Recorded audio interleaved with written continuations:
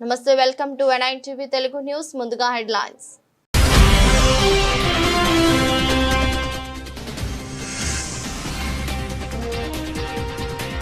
మొంతా తుఫాన్ ప్రభావిత ప్రాంతాల్లో పర్యటించనున్న జగన్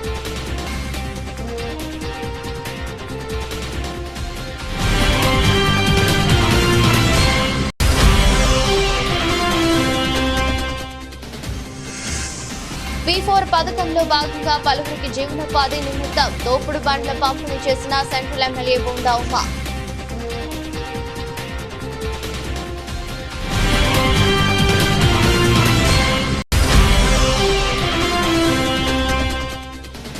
కార్తీక పౌర్ణమి సందర్భంగా మంగినపూడి బీచ్ లో భక్తులకు ఎలాంటి ఇబ్బంది కలగకుండా సముద్ర హారతికి పకడ్బందీగా ఏర్పాట్లు చేయాలి. జిల్లా కలెక్టర్ డికే బాలాజీ.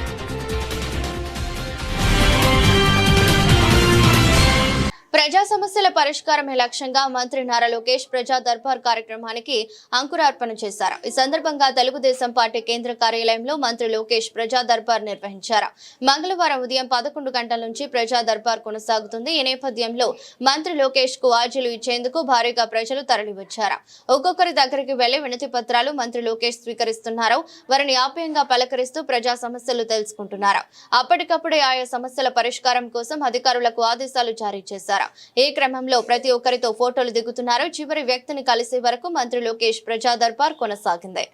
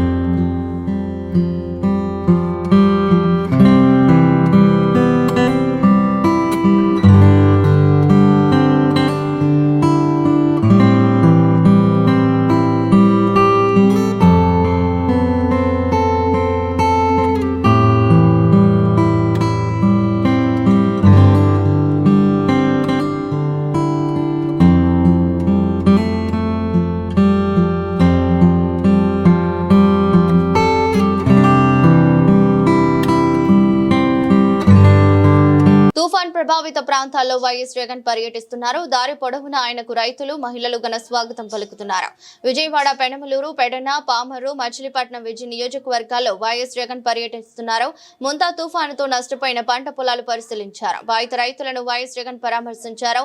ఆయనతో పాటు మాజీ మంత్రి పేర్ని నాని, వైసీపీ యువనేత అవినాష్లు పాల్గొన్నారు. ఈ సందర్భంగా వైఎస్ జగన్ కు రైతులు వినతి పత్రాలు సమర్పించారు.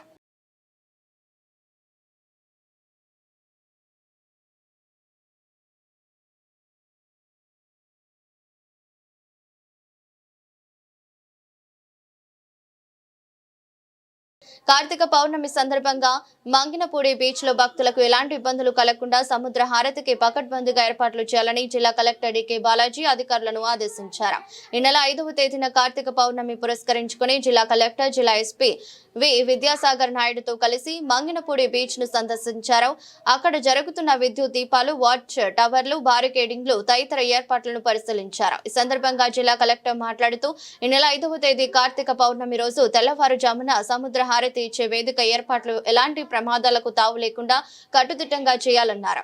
బీచ్ పరిసర ప్రాంతాల్లో ఎక్కడా కూడా చెత్తాచెదారాలు ఎక్కడ పడితే అక్కడ వేయకుండా వీలైనంత చెత్త కుండీలను పారిశుద్ధ కార్మికులను ఏర్పాటు చేయాలన్నారు. భక్తుల సౌకర్యం కోసం సంచార మరుగుదొడ్లు, ముఖ్యంగా మహిళల కోసం దుస్తులు మార్చుకునే గదులను సజావుగా ఏర్పాటు చేయాలన్నారు. సముద్రం లోపలికి భక్తులు వెళ్లకుండా లో టైడ్, హై టైడ్ బారికేడింగ్లను, గుంజలు, పాటి జెండాలు, గట్టి వలలతో ఏర్పాటు చేయాలని తద్వారా ప్రమాదాలను నివారించవచ్చున్నారు. అంతేకాకుండా బారికేడ్ల అవతల 10 పడవలను అందులో ఇద్దరేసే గజ ఈతగాళ్లు 4 లైఫ్ జాకెట్లు లైవ్ బాయ్స్ సిద్ధంగా అందుబాటులో ఉంచాలన్నారు.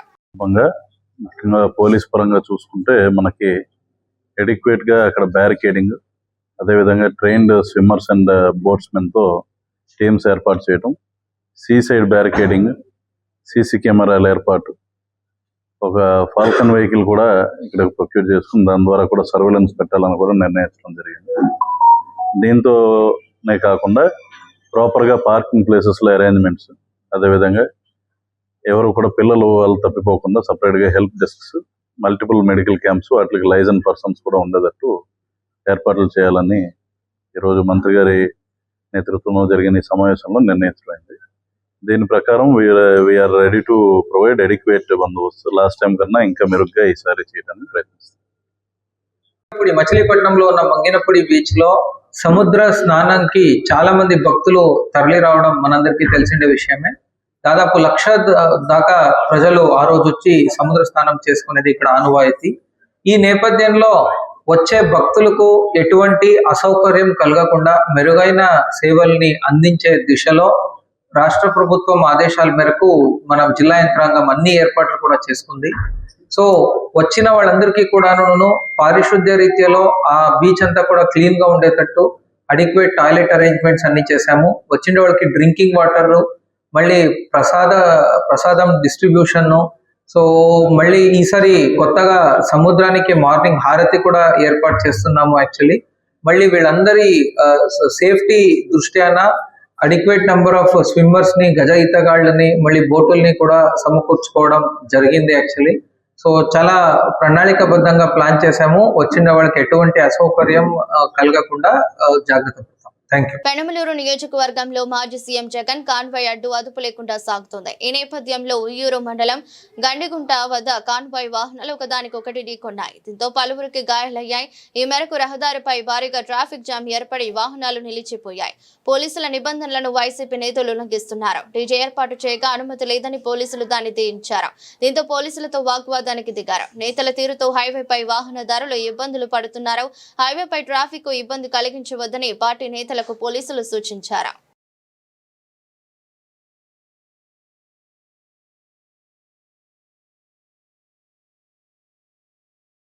చంద్రబాబు నాయుడు ప్రవేశపెట్టిన P4 కార్యక్రమం అనేక పేద కుటుంబాలను బంగారు కుటుంబాలుగా మారుస్తుందని సెంట్రల్ ఎమ్మెల్యే బోండా ఉమా అన్నారు. P4 పథకంలో భాగంగా పలువురికి జీవనోపాధి నిమిత్తం తోపుడు బండ్లు పంపిణీ చేశారు. గత 17 నెలల్లోనే సెంట్రల్ నియోజకవర్గంలో 250కి పైగా బండ్లు పంపిణీ చేసినట్లు వెల్లడించారు. సింగనగర్ లోని టీడీపీ పార్టీ కార్యాలయం నందు 31వ డివిజన్ దేవీనగర్ మధ్యకట్ట ప్రాంతాలకు చెందిన నిరుపేదలకు P4 పథకం ద్వారా జీవనోపాధి నిమిత్తం తోపుడు బండ్ల పంపిణీ జరిగింది. సెంట్రల్ నియోజకవర్గ శాసనసభ్యులు ప్రభుత్వ విప్ బోండా ఉమామహేశ్వరరావు చేతుల మీదుగా ఒక రజక సోదరునికి ఇస్త్రీ బండి, 3 చిరు వ్యాపారులకు తోపుడు బండ్లు, అంగవైకల్యం కలిగిన యువకునికి ట్రై బ్యాటరీ సైకిల్ అందజేశారు. ఈ సందర్భంగా బోండా ఉమా మాట్లాడుతూ ముఖ్యమంత్రి నారా చంద్రబాబు నాయుడు ప్రవేశపెట్టిన P4 కార్యక్రమం అనేక పేద కుటుంబాలను బంగారు కుటుంబాలుగా మారుస్తుందని అన్నారు. గత 17 నెలల్లోనే సెంట్రల్ నియోజకవర్గంలో 250కి పైగా బండ్లు పంపిణీ చేసి చిరు వ్యాపారులను ఆదుకుంటున్నామని తెలిపారు. కార్యక్రమంలో గంటా కృష్ణమోహన్, లక్కం రాజు, శ్రీనివాస్ రాజు, చుక్కాకుల వీరభద్ర, హనుమాన్, గొట్టుముక్కల వెంకటేశ్వర్లు పాల్గొన్నారు. 2024 ఎన్నికల్లో ఈ నియోజకవర్గ శాసనసభ్యుడిగా నేను ఎన్నికైనాక మళ్ళీ ఈ నియోజకవర్గంలో అభివృద్ధి పనుల్ని పట్టాలెక్కించాం. ఇప్పటికీ 300 కోట్లు పైబడి ఈ నియోజకవర్గంలో రోడ్లు కానీ, డ్రైన్లు కానీ, అలాగే హాస్పిటల్స్ కానీ, అలాగే స్కూల్ బిల్డింగ్స్ కానీ అన్నీ టేకప్ చేయడం జరిగింది. కమ్యూనిటీ హాల్స్ ఇవన్నీ కూడా. అట్లాగే ఈ నియోజకవర్గంలో పేద వర్గాలకి అండగా ఉండటానికి గౌరవ ముఖ్యమంత్రి చంద్రబాబు నాయుడు పిలుపు మేరకు ఏదైతే P4 అనే కార్యక్రమం ఉందో దాని ద్వారా పెద్దవాళ్ళందరూ కూడా పేదవాళ్ళకి సహాయంగా అండగా ఉండాలని పిలుపునిచ్చారు. దాంట్లో భాగంగా గత 17 నెలల్లో ఈ నియోజకవర్గంలో చిరు వ్యాపారులకి, రోడ్ల మీద బళ్ళు పెట్టుకొని పళ్ళు అమ్ముకునే వాళ్ళకి, కూరగాయలు అమ్ముకునే వాళ్ళకి, వీళ్ళందరూ కూడా ఇప్పటికీ 200 బళ్ళు పైన వాళ్ళకి ఇవ్వటం జరిగింది. అట్లాగే టిఫిన్ బళ్ళు కూడా, టిఫిన్ బళ్ళు చిరు వ్యాపారులకు ఏంది ఇచ్చాం. మా రజక సోదరులకి వాళ్ళు ఇస్త్రీ చేసుకుని బళ్ళు పెట్టుకోవడానికి ఆర్డర్లు కూడా రజక సోదరులకి బళ్ళు కూడా ఇవ్వటం జరిగింది. మా సహాయశక్తుల ఆ దేవుడు మాకు ఇచ్చిన శక్తి కొలది ఎంత వీలైతే అంత నిరంతరం సేవ చేస్తూ ఉన్నాం. ముఖ్యమంత్రి సహాయ నిధి ఇప్పటికీ 3 కోట్లు పైబడి ఈ 16 నెలల్లో తెచ్చిచ్చాం. గతంలో నేను 5 సంవత్సరాలు ఎమ్మెల్యేగా ఉన్నప్పుడు 30 కోట్ల దాకా ఆ రోజు ముఖ్యమంత్రి సహాయ నిధి ఇచ్చాం. అంటే అన్ని రకాలుగా ఎమ్మెల్యే కార్యాలయానికి ఒక అర్జీ వస్తే జవాబుదారితనంగా ఆ అర్జీని పరిష్కరించి వాళ్ళందరికీ సహాయం చేస్తూ ఉన్నాం. అది ముఖ్యమంత్రి సహాయం నిధి అవ్వచ్చు, అలాగే వ్యక్తిగత సహాయం, ఆర్థిక సహాయం, లేదంటే అనేక ప్రభుత్వ పథకాల విషయంలో కానీ అన్నీ కూడా వాళ్ళకి అండగా ఉంటా ఉన్నాం. మా డివిజన్ పార్టీ నాయకులు ఎప్పటికప్పుడు డివిజన్లో సమస్యల్ని ఎమ్మెల్యే కార్యాలయానికి నిత్యం తీసుకొస్తూ ఉన్నారు. వాళ్ళు కూడా చాలా యాక్టివ్గా అధికారం అనేది ఒక అలంకారంగా కాకుండా అధికారం అనేది ఒక బాధ్యతగా తీసుకొని కార్యకర్త కానించి, డివిజన్ పార్టీ కానించి, ఎమ్మెల్యే కానించి, ఎంపీ కానించి అందరం కూడా పనిచేస్తూ ఉన్నాం, కష్టపడి చేస్తూ ఉన్నాం. తప్పనిసరిగా భవిష్యత్తులో మరింత పేదవాళ్ళకి అండగా ఉంటామని తెలియజేస్తూ ఈరోజు ఏం డివిజన్ మంది 37వ డివిజన్లో మా డివిజన్ పార్టీ అధ్యక్షుడు ఎల్ఎస్ఆర్, మా అనురాధ, మా నాగమణి, అలాగే మా సరోజ, ఇంకా డివిజన్ నాయకులు మా రాము, వీళ్ళందరూ ఆధ్వర్యంలో మరి ఒక రజక సోదరులకి ఒక ఇస్త్రీ బండి, అలాగే 4 తోపుడు బళ్ళు ఇవ్వటం జరిగింది. ఇది ఒక నిరంతర ప్రక్రియ. ఖచ్చితంగా భవిష్యత్తులో కూడా దీన్ని కొనసాగిస్తాం. వీళ్ళకి స్ట్రీట్ వెండర్ లైసెన్సులు ఇస్తున్నాం, కార్డులు ఇస్తున్నాం. అది కాకుండా బ్యాంకులో ఎటువంటి హామీ లేకుండా 15,000 రూపాయలు తొలి విడత లోన్ ఇప్పిస్తున్నాం. దానికి వడ్డీ కూడా రాష్ట్ర ప్రభుత్వం కట్టేటట్టు చేస్తున్నాం. అది కట్టేస్తే మళ్ళీ 30,000, 50,000 కూడా ఇప్పిస్తున్నాం. అంటే చిరు వ్యాపారులకి వాళ్ళు భవిష్యత్తులో కుటుంబం నిలదొక్కునే దానికి అన్ని రకాలుగా ప్రభుత్వం అండగా ఉంటుంది. అందరూ కూడా ఎవరైనా మీకు కార్డులు కావాలన్నా, లోన్లు కావాలన్నా సంప్రదించమని కూడా కోరుతాం. తొలి సోషలిస్టు విప్లవం వార్షికోత్సవం సందర్భంగా నగరంలో సిపిఎం ఆధ్వర్యంలో ఈ నెల 7న రెడ్ వాలంటీర్ల కవాతు నిర్వహిస్తున్నట్లు సిపిఎం ఎన్టీఆర్ జిల్లా కార్యదర్శి డివి కృష్ణ, సిపిఎం రాష్ట్ర కమిటీ సభ్యులు దోనేపూడి కాశీనాథ్ తెలిపారు. సోవియట్లో విప్లవం జయప్రదమై 108 సంవత్సరాలైందని, సోవియట్లో విప్లవం జయప్రదం అవడం అనేది ప్రపంచ మానవాళికి మార్గదర్శకం చూపిన సోషలిజాన్ని ముందుకు తెచ్చిన సందర్భమని తెలిపారు. అప్పటి వరకు ఉన్న దోపిడీ, బానిసత్వాన్ని తరిమికొట్టి పేదలకు, రైతులకు, కృష్ణజీవులకు, మహిళలకు, దోపిడీకి గురైన వారందరికీ రక్షణ కల్పించి జీవితాలను మార్చిన సందర్భమని తెలిపారు. దీన్ని పురస్కరించుకుని నగరంలో ఈ నెల 7వ తేదీన భారీ కవాతును సభ నిర్వహిస్తున్నట్లు చెప్పారు. ఈ సభకు సిపిఎం పోలిట్ బ్యూరో సభ్యులు బివి రాఘవులు, రాష్ట్ర కార్యవర్గ సభ్యులు సిహెచ్ బాబురావు తదితరులు పాల్గొంటారని తెలిపారు. ఈ కవాతును విజయవంతం చేయాలని పిలుపునిచ్చారు. తొలి సోషలిస్టు విప్లవం సందర్భంగా, వార్షికోత్సవం సందర్భంగా విజయవాడ నగరంలో సిపిఎం ఆధ్వర్యాన ఒక భారీ రెడ్ వాలంటీర్ల కవాతు జరగబోతూ ఉంది. సోవియట్లో విప్లవం జయప్రదం అయ్యి 108 సంవత్సరాలు అయింది. సోవియట్లో విప్లవం జయప్రదం అవటం అనేది ప్రపంచ మానవాళికి మార్గదర్శకం చూపిన సోషలిజాన్ని ముందుకు తెచ్చిన సందర్భం. అప్పటి వరకు ఉన్న దోపిడీని, అప్పటి వరకు ఉన్న బానిసత్వాన్ని తరిమికొట్టి పేదలకి, రైతులకి, కష్టజీవులకి, మహిళలకి, దోపిడీకి గురవుతున్న అందరికి కూడా రక్షణ నిలిచి ఆ రోజున వాళ్ళ జీవితాలని మార్చిన సందర్భం అది. అలాంటి సందర్భాన్ని పురస్కరించుకుని నవంబర్ 7వ తేదీ విజయవాడలో ఒక భారీ రెడ్ వాలంటీర్ల కవాతు ప్రదర్శన సభ జరుగుతోంది. ఈ సభకి సిపిఎం పొలిట్ బ్యూరో సభ్యులు కమ్రేడ్ బివి రాఘవులు, సిపిఎం రాష్ట్ర కార్యవర్గ సభ్యులు కమ్రేడ్ బాబురావు, సిహెచ్ బాబురావు, డివి కృష్ణ, కాశీనాథ్ నలుగురు కూడా హాజరవుతారు. అలాగే ఇతర జిల్లా నగర నాయకులు కూడా సభలో పెద్ద ఎత్తున పాల్గొంటారు. ఈ సభను జయప్రదం చేయాలని ఈ ర్యాలీని రెడ్ వాలంటీర్ల కవాతుని ప్రపంచంలోనే తొలి సోషలిస్టు రాజ్యం అక్టోబర్ మహావిప్లవం. ఆ అక్టోబర్ సోషలిస్టు మహావిప్లవ నవంబర్ 7 దినోత్సవం సందర్భంగా విజయవాడ నగరంలో రెడ్ మార్చ్ జరగబోతూ ఉంది. తుమ్మలపల్లి కళాక్షేత్రం నుండి కంట్రోల్ రూమ్ మీదుగా Eluru road, Apsara theatre, museum road గుండా హెల్ప్ హాస్పిటల్ రోడ్లో నుంచి ఎంబీవీకే వరకు, ఎంబీ విజ్ఞాన కేంద్రం వరకు ఈ ర్యాలీ సాగుతుంది. ఈ మార్చి సాగేటువంటి దీంట్లో ఒక రెడ్ షర్ట్ వాలంటీర్లే కాదు, రెడ్ శారీ ధరించినటువంటి వాలంటీర్లే కాదు, మామూలుగా ఉన్నటువంటి శ్రేణులు కూడా, కమ్యూనిస్టు శ్రేణులు కూడా ఇందులో పాల్గొనబోతూ ఉన్నాయి. ఈ కార్యక్రమాన్ని జయప్రదం చేయాలని చెప్పనని మీ ద్వారా యువతులకి సిపిఎం శ్రేణులకి ఈ సందర్భంగా విజ్ఞప్తి చేస్తూ ఉన్నాం. మీకు తెలుసు, ఇటీవలే 100 సంవత్సరాల పండుగ అని చెప్పనని ఆర్ఎస్ఎస్ విజయవాడ నగరంలో ఏదో రకమైనటువంటి పద్ధతుల్లో మతత్వాన్ని రగులుకొల్పేటువంటి దానికి, లేదు ఇతర అవసరమైనటువంటి కొన్ని సందర్భాల్లో ఈ మతత్వాన్ని రగులుకొల్పి ప్రజల మధ్య చీలికలు తీసుకొచ్చేటువంటి దానికి ప్రయత్నం చేస్తూ ఉన్నటువంటి నేపథ్యంలో సమాజం ఒకటే, మానవాళి ఒకటే, తేడాలు లేవు, అసమానతలు లేవని చెప్పనేటువంటిది చూపించడానికే జరగబోతున్నటువంటి ఈ రెడ్ మార్చ్.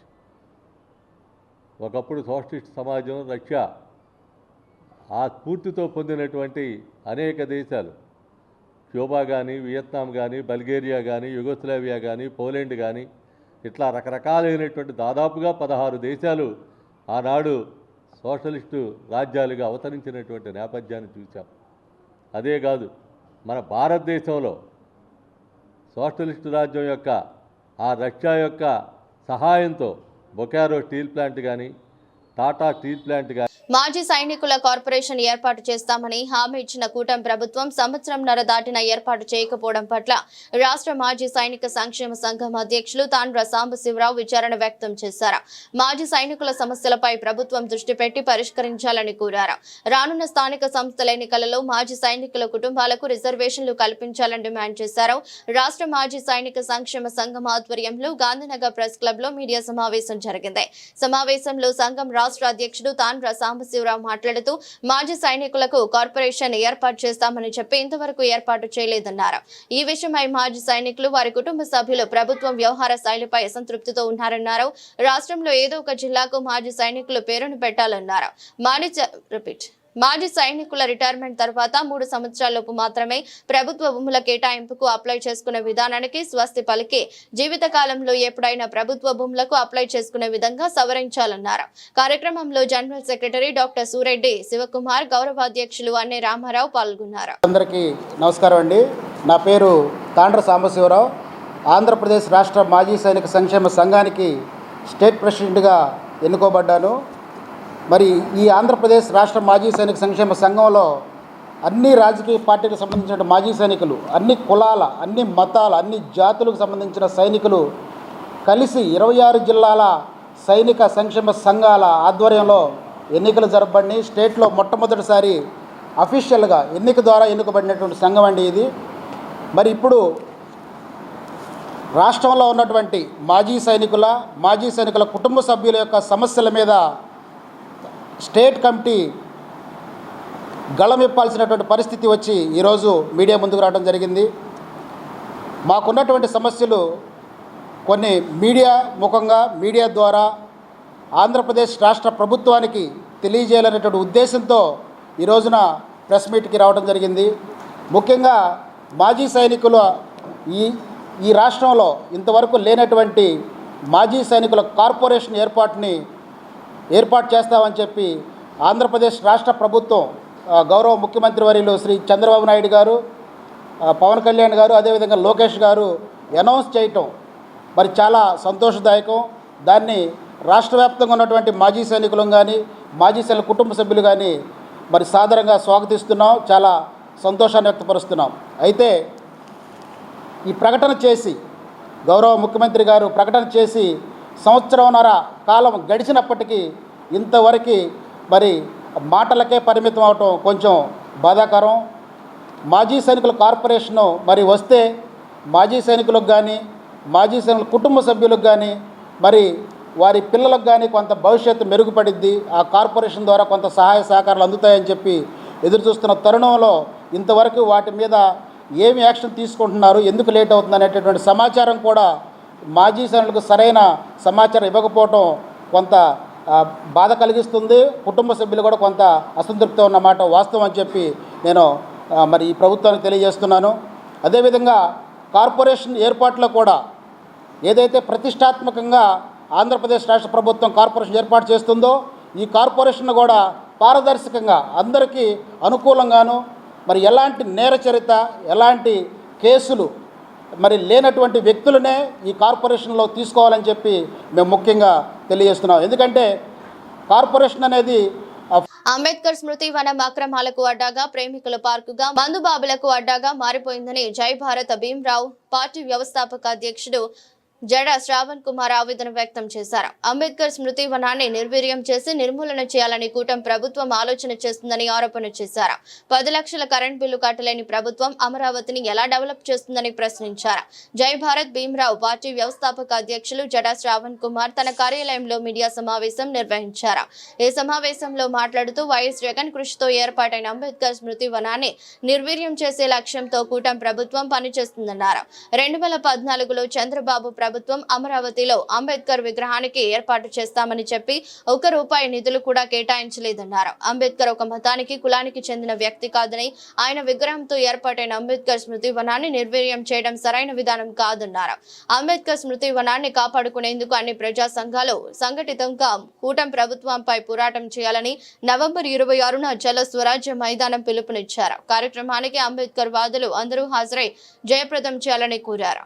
జాగ్రత్త చేయరా, అరే సుందరీకరణ దేశానికి సుందరీకరణ నేర్పింది చంద్రబాబే, దేశానికి కంప్యూటరీకరణ నేర్పింది చంద్రబాబే, దేశానికి ఆధునికీకరణ నేర్పింది చంద్రబాబు నాయుడే, దేశానికి బ్రతికే అవకాశం దేశంలో బ్రతికేవాడికి శ్వాస పీల్చుకోవటాన్ని నేర్పింది చంద్రబాబు నాయుడే అని చెప్తారు. ఇదేనా మీ చంద్రబాబు నాయుడు ప్రభుత్వంలో నడిబొడ్డులో ఉన్నటువంటి డాక్టర్ బిఆర్ అంబేద్కర్ విగ్రహం స్వరాజ్ మైదానానికి పట్టిన గతి ఇదేనా? దీన్నేనా ఆధునికీకరణ అంటారా? దీన్నే కంప్యూటీకరణ అంటారా? అంటే పోరాటం చేస్తే తప్ప మీలో కదలిక ఉండదా? వెనకాల నుంచి ముళ్ళు కర్ర పెట్టి గుచ్చితే తప్ప మీలో ముందుకు పోరా? మీకు ప్రయారిటీస్ ఉండొచ్చేమో సార్, కానీ మా ప్రయారిటీ రాజ్యాంగం. ఈరోజు డాక్టర్ బిఆర్ అంబేద్కర్కి జరిగినటువంటి అన్యాయం విగ్రహానికి జరిగినట్టు కానే కాదు. ఇది ఖచ్చితంగా ఈ రాష్ట్రంలో ఉన్న 5.5 కోట్ల మంది ప్రజలకి, ఈ దేశంలో ఉన్న 140 కోట్ల మందికి జరిగినటువంటి అవమానంగానే మేము భావిస్తాం.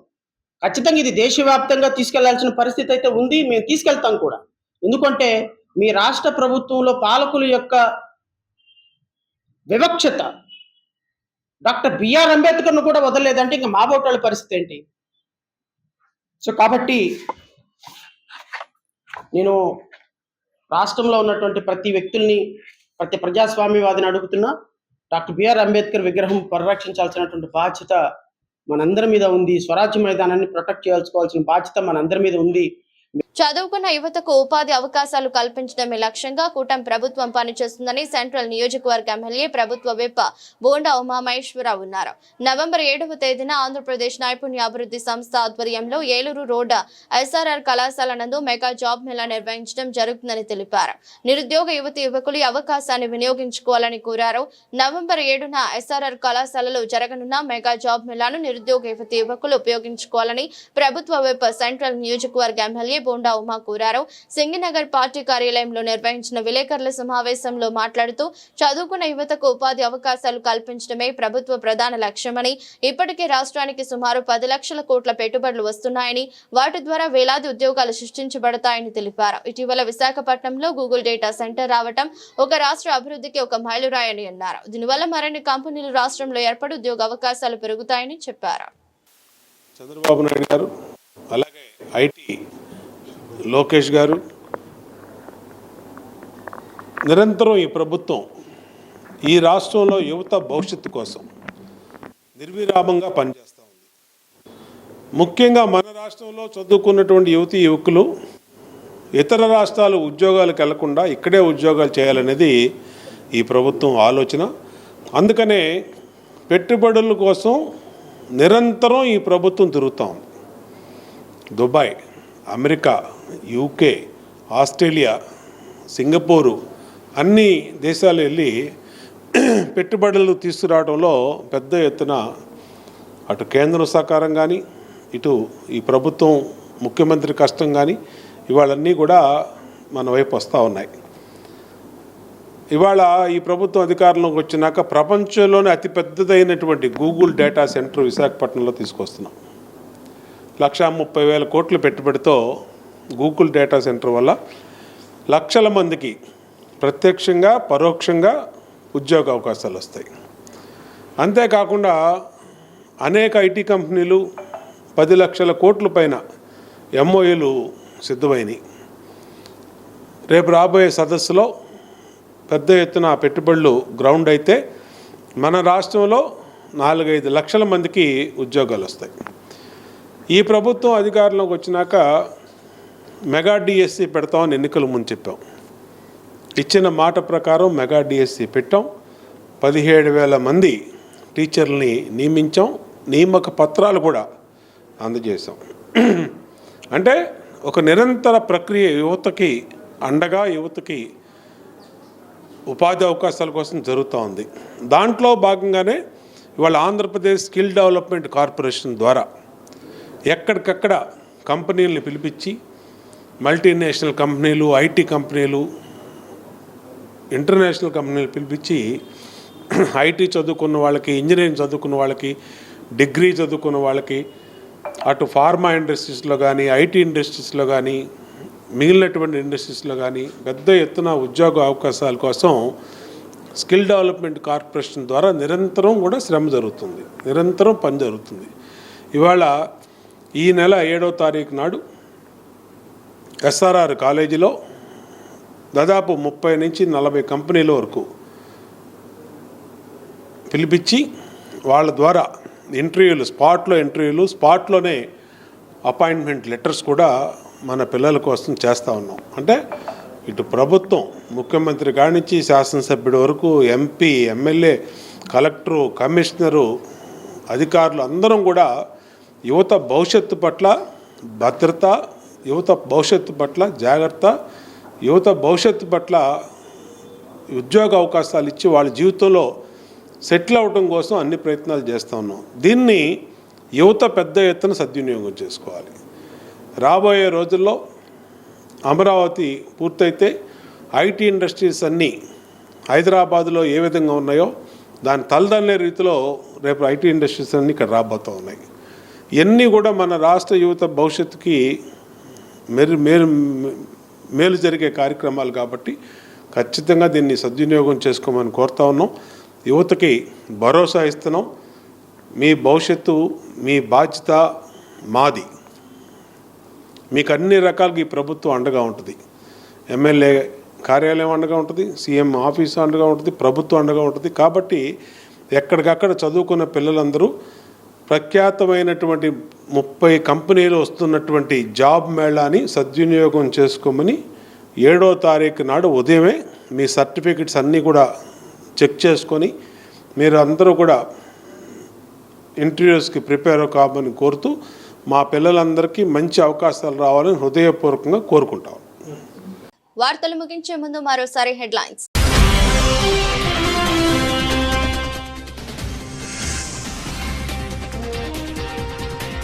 ముంతా తుఫాన్ ప్రభావిత ప్రాంతాల్లో పర్యటించనున్న జగన్.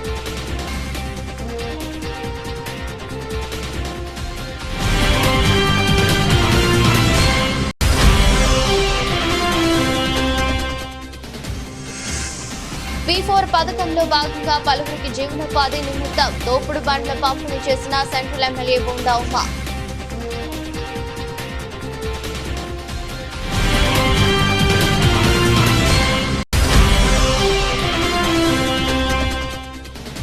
కార్తీక పౌర్ణమి సందర్భంగా మంగినపూడి బీచ్ లో భక్తులకు ఎలాంటి ఇబ్బంది కలగకుండా సముద్ర హారతికి పకడ్బందీగా ఏర్పాట్లు చేయాలి. జిల్లా కలెక్టర్ డికే బాలాజీ.